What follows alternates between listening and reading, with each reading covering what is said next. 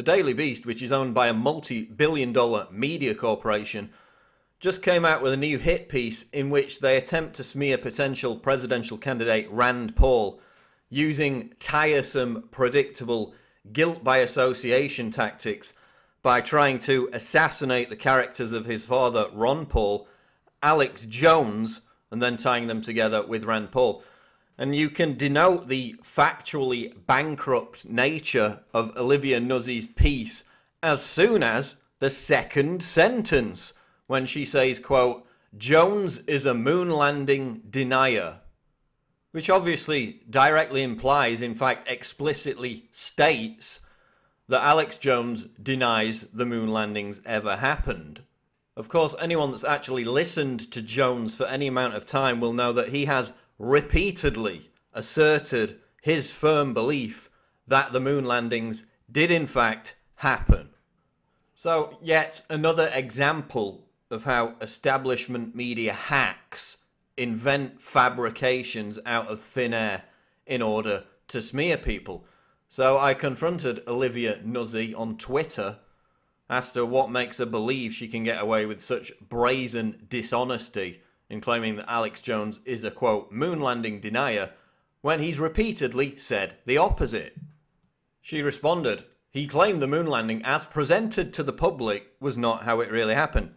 Oh, wait a minute, let's take another look at what she actually wrote in her article. Quote, Jones is a moon landing denier. Now, correct me if I'm wrong, but if you say that somebody is a moon landing denier, doesn't that mean that they've denied the moon landings? It's quite straightforward. But she tries to twist it, saying that the moon landing did not happen as it was presented to the public qualifies you as a denier. Sorry.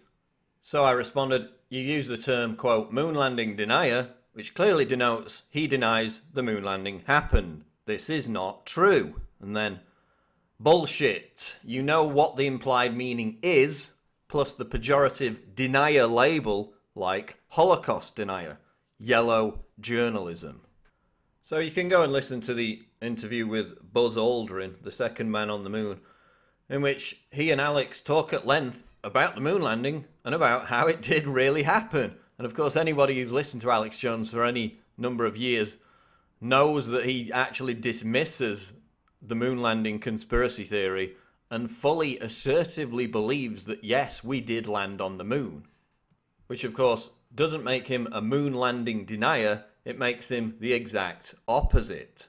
So remember back during the 2010 senatorial campaign in Kentucky, Rand Paul, for the best part of a year, was repeatedly smeared by the mainstream media. They tried to dig up anything whatsoever to try and denigrate his character.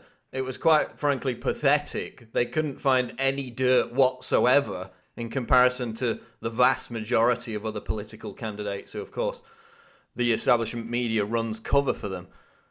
Remember the Aqua Buddha scandal? That was the best thing that they could dig up on Rand Paul.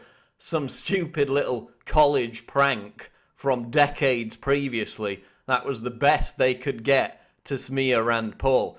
And of course, it completely failed.